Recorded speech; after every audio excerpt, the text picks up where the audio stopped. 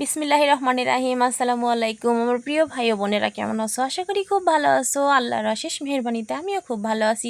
চলে আসলাম মিষ্টি সুন্দর একটা ভিডিও নিয়ে। তো সম্পূর্ণ ভিডিওটা দেখার তোমাদের সবার কাছে অনুরোধ রইল, কেউ স্কিপ করে দেখো না। আর দেখো, আজকে সকালটা শুরু করছি, ভিডিওটা শুরু করছি বসে, একদম আমার ছোট মেয়েটাকে নিয়ে বসে আছি। আর মেয়েটা না রাগ করে বসে আছে, আমার কাছে ফোন চাইছে। আমি বলছি না, কোনো ফোন হবে না, ফোনে চার্জ নাই, সে কারণেই রাগ করেছিল। তারপরে ওই যে ওর বোন গেছে স্কুলে, ওর বোনটা যখন স্কুলে যায় না, তখন ওর মনটা এমনিতেই খুবই খারাপ হয়ে যায়। তো যাই হোক, বসে থাকলে তো আর চলবে না। আর সকাল থেকে যে কি যুদ্ধ, কত কাজ করলাম, কত কিছু, সেগুলো আর তোমাদের সঙ্গে শেয়ার করা হলো না। বেশিরভাগ সময়টা সকালের কাজগুলো শেয়ার করতে পারিই না, হয়েই ওঠে না। কেননা খুবই তাড়াহুড়োর মধ্যে কি যে দৌড়ঝাঁপ পাড়া কাজ করি, তখন ক্যামেরা নিয়ে কেমন করে দৌড়াবো এদিক ওইদিক।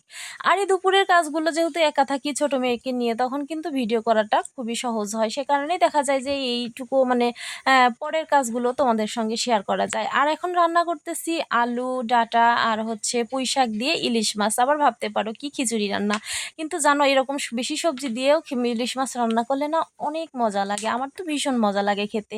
তো যাই হোক, খুব সুন্দর করে দেখো কষায় নিলাম হচ্ছে ডাঁটা আর আলুটা। আর পুঁই শাকটা একটু পরে দিতেছি, তার কারণ হচ্ছে পুঁই শাক যেহেতু অল্প আছেই হচ্ছে একদম মানে নেতায়া যায়, সে কারণেই ভাবলাম না একসঙ্গে দিলে না, যে বেশি ইয়া হয়ে যাবে, কি বলে, কষাইলে পাসকে যাবে।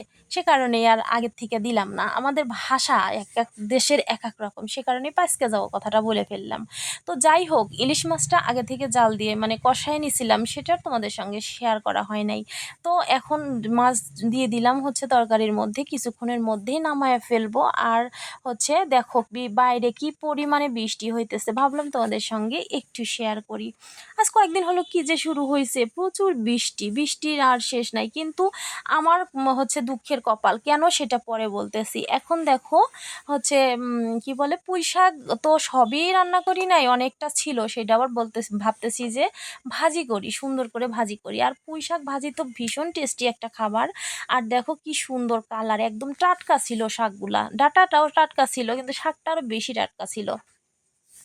তারপরে চলে আসলাম থালি বাসন ধুইতে। দেখো কতগুলো জমা হয়ে গেছে, সকালের খাওয়ার প্লেট, তারপরে এখন রান্না করছি, সেখানে কিছু জিনিস ছিল, সেগুলো সব কিছু মিলায়া পরিষ্কার করে নিতেছি। আর এই যে তেল ঘি আর লবণ রাখি এই হচ্ছে ইয়ার উপরে, ঝুড়িটার উপরে, তো সেটাও একটু ধুয়ে নিলাম। কেমন যেন তেল তেল ভাবটা হয়ে গেছিলো, ভালো লাগলো না দেখতে, সে কারণে ভাবলাম যে একটু ধুয়ে নিই। আর এখন চুলার সিঙ্ক সুন্দর করে পরিষ্কার করে নিব। তো আমার মনটার খারাপ যে কী কারণে সেটা তোমাদেরকে বলি। বৃষ্টি নামে যখন, তখন আমার যদি কোনো কাজ থাকে, আমার না ভালো লাগে না। কি যে তাড়াহুড়ো করে কাজ শেষ করতেছিলাম যে একটু বৃষ্টিতে ভিজবো, ভিজে সুন্দর করে বসে বসে জানলার ধারে একটু বৃষ্টি দেখবো বা শুয়ে শুয়ে ফোন ঘাঁটবো, এদিকে বৃষ্টি হবে। তো এ কারণে খুব তাড়াহুড়ো করে কাজ করছি, কিন্তু আমার কাজ শেষ, গোসল করে আসছি, কোনো বৃষ্টি নেই, সেই যে রোদ উঠে পড়লো। তো এই 2-3 দিন হচ্ছেই এই কাজ হইতেছে। আমি খুব তাড়াতাড়ি করে কাজ শেষ করার চেষ্টা করি, একটু বৃষ্টিতে ভিজবো, একটু বসে থাকবো, মজা করব, সেটা আর হচ্ছেই না। এর জন্য মনটা একটু খারাপ যে বৃষ্টিও আমার সঙ্গে কেমন দুষ্টামি শুরু করে দিছে। তো যাই হোক, চুলাটা মোছা হয়ে গেছে, এখন সিঙ্কটা খুব সুন্দর করে পরিষ্কার করে ধুয়ে গোসল দিয়ে আসলাম। আর এর মাঝে যে কত কাজ করছি তোমাদের কি বলবো।